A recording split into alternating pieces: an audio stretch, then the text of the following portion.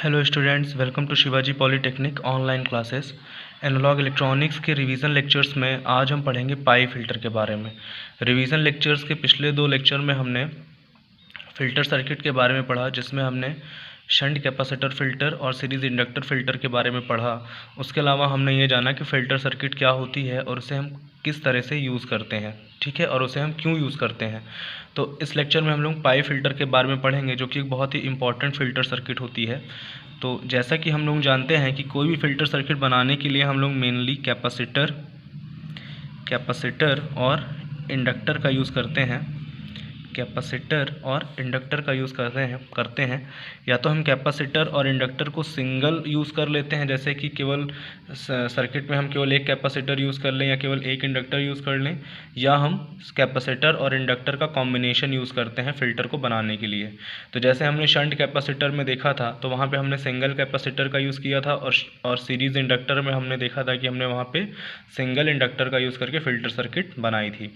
लेकिन जो पाई फिल्टर होता है, वहाँ पे हम कैपेसिटर और इंडक्टर का कॉम्बिनेशन यूज़ करते हैं, और इस कॉम्बिनेशन का यूज़ करके हम पाई फिल्टर बनाते हैं। पाई फिल्टर में 2 कैपेसिटर और 1 इंडक्टर का यूज़ किया जाता है। तो जो पाई फिल्टर का सर्किट डायग्राम होता है वो कुछ इस तरह का होता है। यहाँ पे हम एक इंडक्टर को यूज़ करेंगे, और उसके साथ 2 कैपेसिटर्स को यूज़ करेंगे। तो इस तरह से एक कैपेसिटर ये हो गया और दूसरा कैपेसिटर ये हो गया। ये कैपेसिटर C1, ये कैपेसिटर C2 और ये इंडक्टर L। तो यहाँ पे देख रहे हैं हम कि 2 कैपेसिटर्स यूज़ हुए हैं जो कि पैरेलल हैं, समांतर हैं, और एक सीरीज़ में हमने इंडक्टर यहाँ पे यूज़ किया है। तो अगर हम इसका शेप देखें, इसकी जो आकृति है पाई फिल्टर की, वो देखें तो वो पाई सिंबल की तरह होती है। जैसे कि पाई सिंबल इस टाइप का होता है, तो यहाँ पे जो पाई फिल्टर है उसका शेप भी पाई सिंबल की तरह है, इसीलिए इसे हम पाई फिल्टर बोलते हैं, ठीक है ना। तो देखिए, अब पाई फिल्टर को हम लोग कैसे यूज़ करते हैं इलेक्ट्रॉनिक सर्किट में एज अ फ़िल्टर, आइए उसको हम लोग समझते हैं। तो पहले तो आप लोग एक चीज़ एकदम समझ लीजिए कि जो पाई फिल्टर है वो काफ़ी इंपॉर्टेंट है आपके एग्ज़ाम के लिए, क्योंकि पाई फिल्टर पे 2 नंबर या 3 नंबर पे शॉर्ट नोट्स लिखने के लिए आती है। और इसको आप लोग अच्छे से इस डायग्राम को समझ लीजिए, इस पूरे कॉन्सेप्ट को समझ लीजिए। तो आप लोग अगर अच्छे से डायग्राम बना के और लिख के आएंगे तो आपको पूरे के पूरे नंबर मिल सकते हैं, ठीक।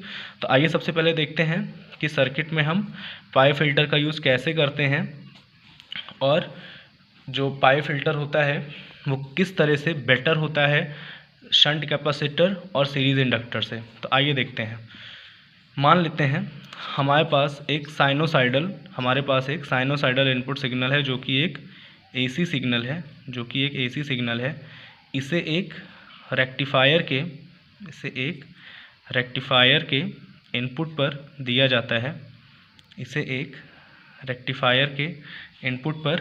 जाता है। और अगर यहाँ पे हमने फुल वेव रेक्टिफायर यूज़ किया है, तो रेक्टिफायर के आउटपुट पे हमें कुछ इस तरह का सिग्नल प्राप्त होता है। रेक्टिफायर क्या होता है? रेक्टिफायर एक इलेक्ट्रॉनिक सर्किट होती है जो कि एसी सिग्नल को डीसी सिग्नल में कन्वर्ट करती है। क्योंकि ज़्यादातर जो इलेक्ट्रॉनिक डिवाइसेस हैं हमारे पास, या सभी इलेक्ट्रॉनिक डिवाइसेस जो होती हैं वो डीसी सिग्नल पे ऑपरेट होती हैं। तो अगर हमें इनपुट एसी सिग्नल मिल रहा है, तो उस इनपुट एसी सिग्नल को हमें डीसी सिग्नल में कन्वर्ट करना रहता है। तो उस इनपुट एसी सिग्नल को डीसी सिग्नल में कन्वर्ट करने के लिए हम रेक्टिफायर का यूज़ करते हैं। लेकिन रेक्टिफायर के आउटपुट में जो सिग्नल हमें प्राप्त होता है वो पूरी तरह से डीसी नहीं होता है, क्योंकि यहाँ पे हम देख रहे हैं कि ये सिग्नल भी पूरी तरह से डीसी नहीं है, इसमें एसी कंपोनेंट मौजूद हैं। इन एसी कंपोनेंट्स को रिपल फैक्टर कहा जाता है, और जो फ़िल्टर सर्किट होती है वो इन्हीं एसी कंपोनेंट्स को रिमूव करने के लिए प्रयोग की जाती है। तो अभी तक हमने शंट कैपेसिटर और सीरीज़ इंडक्टर का यूज़ करके इन एसी कंपोनेंट को रिमूव किया था। अब इस लेक्चर में हम लोग पाई फिल्टर का यूज़ करके इसे रिमूव करेंगे और देखेंगे कि आउटपुट हमें कैसा मिलता है। तो यहाँ पे हम एक पाई फिल्टर लगा देंगे रेक्टिफायर के आउटपुट में। तो पाई फिल्टर का डायग्राम बनाते हैं हम लोग। यहाँ पे कैसे बनेगा? इस तरह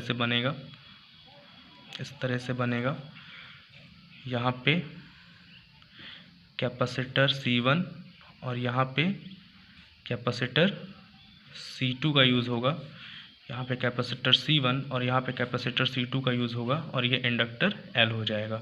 तो अब इस पाई फिल्टर से जो आउटपुट मिलेगा, वो आउटपुट जो होगा उसमें AC कंपोनेंट्स बहुत ही कम होंगे और वो ऑलमोस्ट DC आउटपुट हमें यहाँ पे मिलेगा जो पाई फिल्टर का आउटपुट होगा। तो यहाँ पे हम इसका आउटपुट देख रहे हैं, इसमें जो रिपल या AC कंपोनेंट्स बहुत ही कम हैं, ये ऑलमोस्ट हमें DC आउटपुट मिल रहा है यहाँ पे। तो अगर हम यहाँ पे वर्किंग की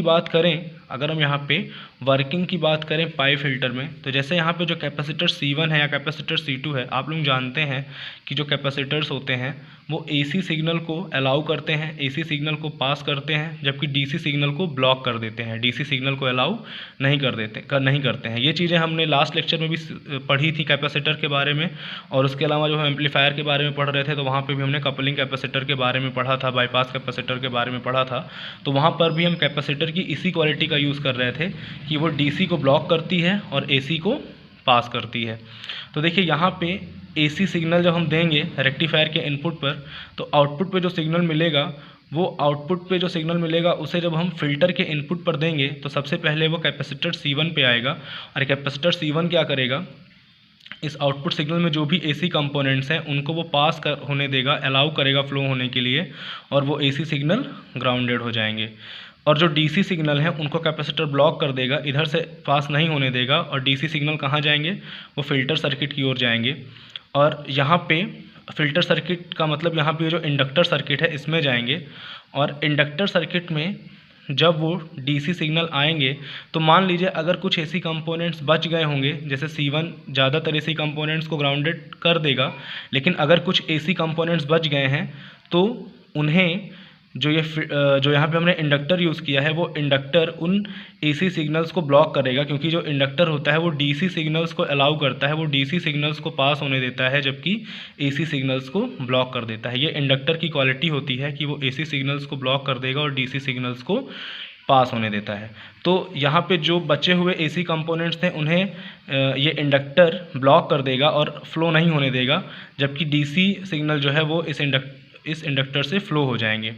अब यहाँ पे इंडक्टर से फ्लो होने के बाद जो सिग्नल यहाँ पे हमें मिलेगा, मान लीजिए कि अगर उसमें कुछ AC कंपोनेंट्स रह गए हैं जो कि इंडक्टर से फ़िल्टर नहीं हो पाए हैं या इंडक्टर उन्हें ब्लॉक नहीं कर पाया है, तो वो जो थोड़ी मात्रा में बचे हुए AC कंपोनेंट्स हैं वो फिर से यहाँ पे जो कैपेसिटर C2 हमने यूज़ किया है उसमें से फ्लो होंगे और वो ग्राउंडेड हो जाएंगे, जबकि जो DC सिग्नल हमें मिला है इंडक्टर से वो कैपेसिटर के थ्रू फ्लो नहीं होगा, क्योंकि कैपेसिटर जो होता है वो DC सिग्नल को ब्लॉक कर देता है।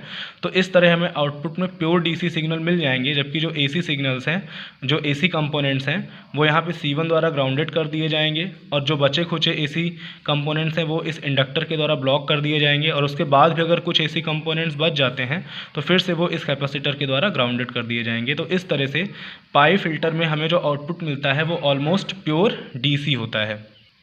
तो ये पूरा आपका वर्किंग प्रिंसिपल था पाई फिल्टर का, और जब भी आप एग्ज़ाम में इसको लिखिएगा तो ये डायग्राम्स आप ज़रूर बनाइएगा। और एक बात है कि इनकी नोट्स मैंने आपको क्लास में बनवा दी थी, तो इसीलिए मैं यहाँ पे इसकी नोट्स नहीं बना रहा हूँ आपके लिए, लेकिन फिर भी अगर आपको प्रॉब्लम है, आपको नोट्स चाहिए, वैसे तो क्लास में नोट्स बनवाई गई थी, अगर उसके बाद भी आपको ज़रूरत है नोट्स की तो आप लोग कमेंट करके बता दीजिए मुझे, या मैसेज करके बता दीजिए, मैं इसकी नोट्स आपको अलग से बना के ऑनलाइन प्रोवाइड करा दूँगा। तो जब भी आप डायग्राम को बनाइएगा तो यहाँ पे दिखा दीजिएगा, ये AC सिग्नल है, ये रेक्टिफायर है, ये रेक्टिफायर का आउटपुट है, रेक्टिफायर आउटपुट है, फिर ये क्या है, ये हमारा पाई फिल्टर है, और ये फिल्टर का आउटपुट है, ये फिल्टर आउटपुट है। देखिए ये ऑलमोस्ट प्योर DC है। ठीक, तो आप लोग अच्छे से पढ़ते रहिए। अगर कहीं पे भी कॉन्सेप्ट में थोड़ी सी भी प्रॉब्लम है तो आप लोग प्लीज़ कमेंट करके या मैसेज करके आप लोग क्वेश्चन पूछ लीजिए, क्योंकि कॉन्सेप्ट में कहीं पर भी कोई डाउट मत रखिएगा, सारे कॉन्सेप्ट क्लियर रखिएगा।